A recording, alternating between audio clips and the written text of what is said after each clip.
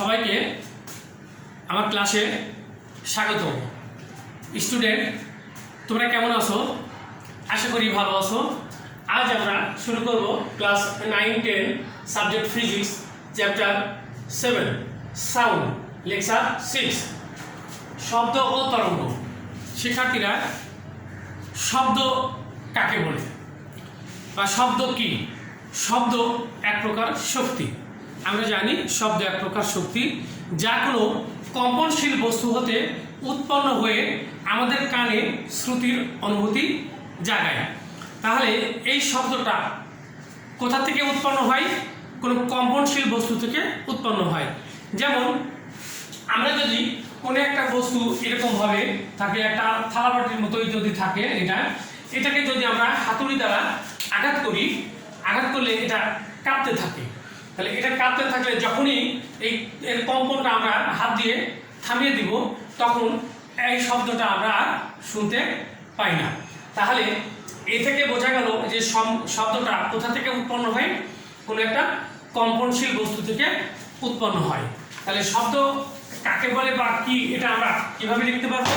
যে শব্দ এক প্রকার শক্তি, শব্দ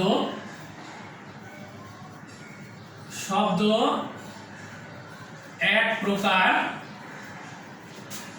শক্তি যা কোনো কম্পনশীল বস্তু থেকে উৎপন্ন হয়ে আমাদের কানে শ্রুতির অনুভূতি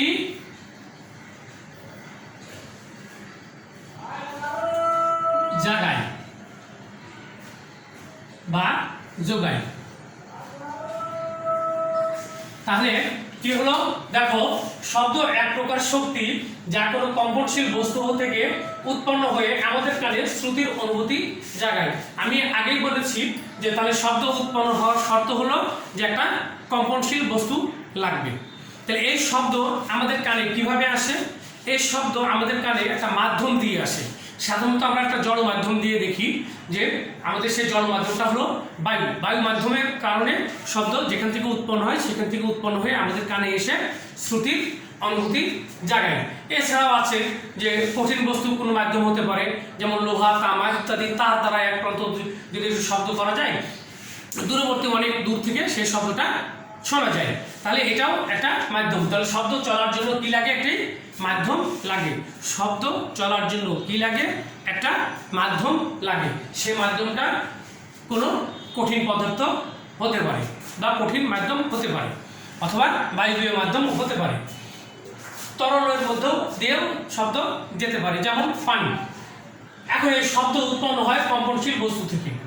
আচ্ছা, শব্দ যে কম্পনশীল বস্তু থেকে উৎপন্ন হওয়ার পরে সেই শব্দ আমাদের কানে আসে।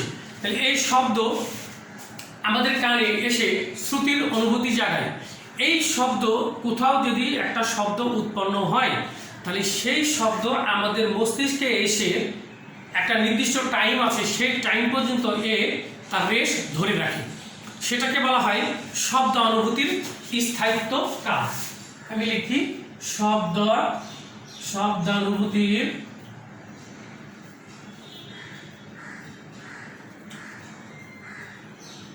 স্থায়িত্ব কাল। তাহলে শব্দ অনুভূতির স্থায়িত্ব কাল কত? 0.1 সেকেন্ড বা 1/10 সেকেন্ড। অর্থাৎ কোন শব্দ উৎপন্ন হয়ে আমাদের মস্তিষ্কে তার রেশ 1/10 সেকেন্ড থেকে থাকে। এই 1/10 সেকেন্ডের মধ্যে যদি আবার কোনো শব্দ আমাদের কানে আসে, তাহলে দুই শব্দের পার্থক্য বোঝা যাবে না। এই জন্য শব্দ তার প্রতিধ্বনি শুনতে গেলে বা আরেকটা শব্দ শুনতে গেলে অবশ্যই 0.1 অথবা 1/10 সেকেন্ড পরে আরেকটা শব্দ উৎপন্ন করতে হবে, তাহলে সেই শব্দটা আমাদের কানে আসবে আলাদাভাবে। এখন এই জন্য এটাকে বলা হচ্ছে শব্দানুভূতির স্থায়িত্ব কাল। এখন এই শব্দ এক জায়গা হতে আরেক জায়গায় দূরবর্তী মাধ্যমে যেটা যাবে সেই মাধ্যম থেকে আবার ফেরত আসবে। তাহলে শব্দ যদি এই অবস্থানে, এ একটি অবস্থান, এখান থেকে শব্দ উৎপন্ন হচ্ছে, দূরবর্তী স্থানে এটাকে আমরা বলতেছি এটা বি। তাহলে এ অবস্থান হতে শব্দ উৎপন্ন হয়ে বি অবস্থানে যাবে, আবার বি অবস্থান থেকে যদি এই অবস্থানে এসে আমাদের কাছে এই শব্দের পুনরাবৃত্তি হয়, তাহলে এটাকে বলা হচ্ছে শব্দের প্রতিধ্বনি। অর্থাৎ মূল শব্দের অনুরূপ যে শব্দটা আমরা আবার শুনতে পাবো সেটাকে বলা হচ্ছে শব্দের প্রতিধ্বনি। তাহলে প্রতিধ্বনি, দেখো প্রতিধ্বনিটা কি? যে শব্দ কোনো মাধ্যমে উৎপন্ন হয়ে, কোনো স্থানে উৎপন্ন হয়ে দূরবর্তী কোনো মাধ্যমে বাধা পেয়ে আবার মূল শব্দের অনুরূপ যে শব্দটা আমরা শুনতে পাই সেটাকে আমরা বলবো শব্দের প্রতিধ্বনি। এবং শব্দ যে এখানে একটা উৎপন্ন হলো, উৎপন্ন হয়ে আবার দূরবর্তী মাধ্যমে বাধা পেয়ে আবার ফেরত আসলো, তাহলে এই ঘটনাটাকে বলা হয় শব্দের প্রতিফলন। তাহলে এই ঘটনাটাকে বলা হচ্ছে, ঘটনাকে বলা হয় শব্দের প্রতিফলন। তাহলে শিক্ষার্থীরা তোমরা বুঝতে পারছো যে শব্দ কোন একটা স্থানে উৎপন্ন হলো, উৎপন্ন হয়ে দূরবর্তী মাধ্যমে বাধা পেয়ে আবার আমাদের এখানে পূর্বের অবস্থানে ফেরত আসলো, তাহলে এই ঘটনাটাকে বলা হচ্ছে শব্দের প্রতিফলন। আর মূল শব্দের অনুরূপ যে ধ্বনিটা আমরা আবার শুনতে পাই সেই ধ্বনিটাকে বলা হচ্ছে শব্দের প্রতিধ্বনি। তাহলে এই শব্দের প্রতিধ্বনি আর এই শব্দের প্রতিফলন, তাহলে শব্দের প্রতিফলন আমাদের কানে আসার পরে এর মাঝখানের যে দূরত্ব কতটুকু হবে সেটাও বের করার একটা সিস্টেম আছে, তাহলে সেটা আমরা এখন দেখব। তাহলে তোমরা শব্দের প্রতিধ্বনি এবং শব্দের প্রতিফলন এবং শব্দের প্রতিধ্বনি এটা কি আশা করি বুঝতে পেরেছো। এখন দেখো এই শব্দ বায়ু মাধ্যমে শব্দের বেগ বিভিন্ন মাধ্যমে বিভিন্ন রকম হয়। তাহলে কঠিন, তরল ও বায়বীয় মাধ্যমে শব্দের বেগ বা দ্রুতি যাই বলো না কেন ভিন্ন ভিন্ন।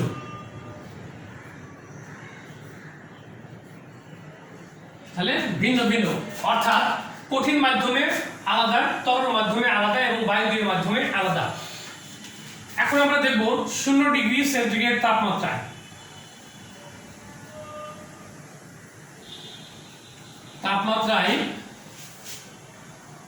বায়ুতে শব্দের বেগ ভি সমান 332 মিটার পার সেকেন্ড। অর্থাৎ 0 ডিগ্রি সেন্টিগ্রেড তাপমাত্রায় বায়ুতে শব্দের বেগ 332 মিটার পার সেকেন্ড।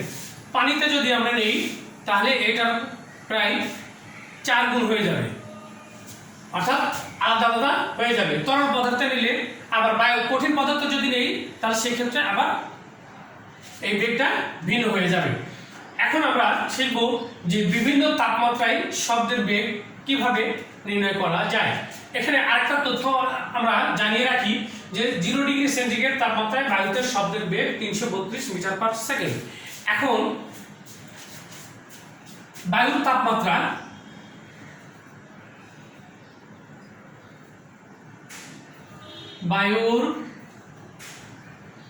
তাপমাত্রা 1 ডিগ্রি সেন্টিগ্রেড বৃদ্ধিতে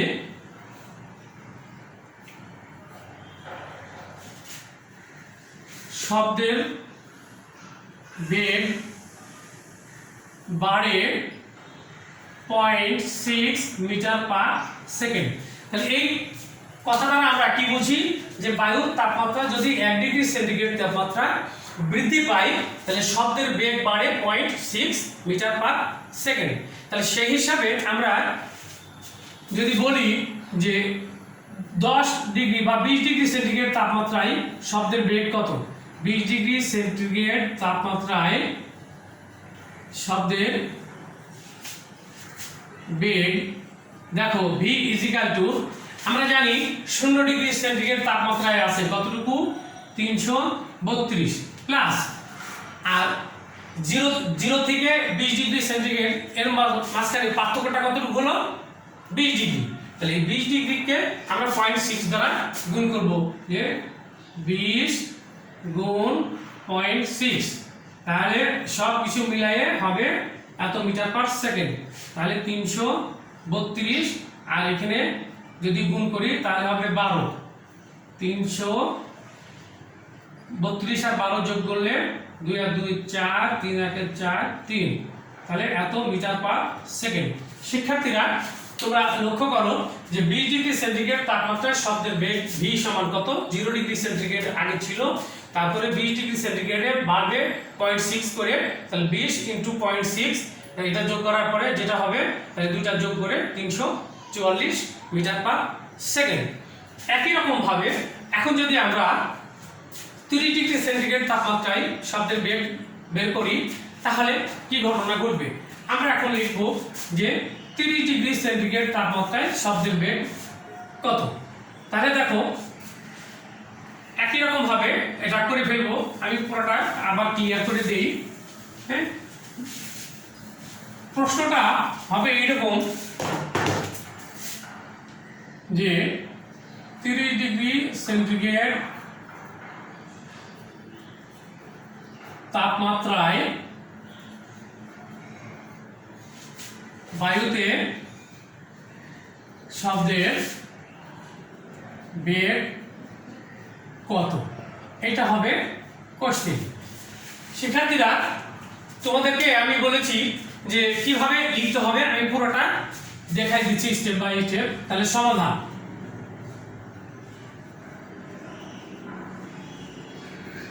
আমরা জানি 0 ডিগ্রি সেন্টিগ্রেড তাপমাত্রায়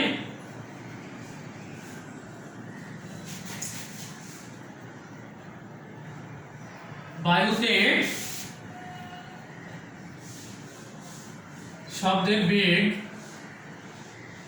332 মিটার পার সেকেন্ড এবং 1 ডিগ্রি সেন্টিগ্রেড তাপমাত্রা বৃদ্ধিতে শব্দের বেগ বাড়ে 0.6 মিটার পার সেকেন্ড। অতএব 30 ডিগ্রি সেন্টিগ্রেড তাপমাত্রায় বায়ুতে শব্দের বেগ v ইজিক্যাল টু, আগে কত ছিল 0 ডিগ্রি 332, আর আমার এখানে কত ডিগ্রি বাড়ছে, এই 0 ডিগ্রি থেকে 30 ডিগ্রি হলো 30 ডিফারেন্স, তাহলে এখানে হবে 30 গুণ 0.6 ব্র্যাকেট দিয়ে আমরা লিখব মিটার পার সেকেন্ড। এখানে আসলো 332 আর এটা গুণ করলে হলো 18, ব্র্যাকেট দিলে এই দুটা যোগ করলে হবে 350 মিটার পার সেকেন্ড। তাহলে শিক্ষার্থীরা তোমরা লক্ষ্য করো যে এইরকম যদি থাকে যে কোনো স্থানের তাপমাত্রা 30 ডিগ্রি অথবা কোনো স্থানের তাপমাত্রা 40 ডিগ্রি, তাহলে ওই তাপমাত্রায় বায়ুতে শব্দের বেগ নির্ণয় করো। তাহলে হবে যে আমরা জানি 0 ডিগ্রি সেন্টিগ্রেড তাপমাত্রায় বায়ুতে শব্দের বেগ 332 মিটার পার সেকেন্ড এবং 1 ডিগ্রি সেন্টিগ্রেড তাপমাত্রা বৃদ্ধিতে শব্দের বেগ বাড়ে 0.6 মিটার পার সেকেন্ড। অতএব 30 ডিগ্রি সেন্টিগ্রেড তাপমাত্রায় বায়ুতে শব্দের বেগ v ইজিক্যাল টু, এটা হলো 0 ডিগ্রি সেন্টিগ্রেড তাপমাত্রায় 332, এর সাথে 30 গুণ 0.6 যদি গুণ করি তাহলে 332, আর এটার সাথে গুণ করলে এটা 18 হবে, তাহলে 332 আর 18 350 মিটার পার সেকেন্ড। তাহলে এইভাবে আমরা কোন স্থানের যদি তাপমাত্রা দেওয়া থাকে তাহলে ওই স্থানের বায়ুতে শব্দের বেগ আমরা বের করতে পারবো। তাহলে এইভাবে অন্যান্য ক্ষেত্রেও আমরা বের করবো। কোথাও যদি 15 ডিগ্রি থাকে, কোথাও 40 ডিগ্রি, কোথাও 50 ডিগ্রি, এরকম বায়ুর তাপমাত্রা যদি দেওয়া থাকে তাহলে আমরা এভাবে শব্দের বেগ বের করতে পারবো। তা আশা করি তোমরা বুঝতে পেরেছো। পরবর্তী ক্লাসে এই শব্দের বেগ ব্যবহার করে কিভাবে অন্যান্য প্রশ্নের সমাধান করা যায় সেটা নিয়ে আলোচনা করব। সবাইকে ধন্যবাদ।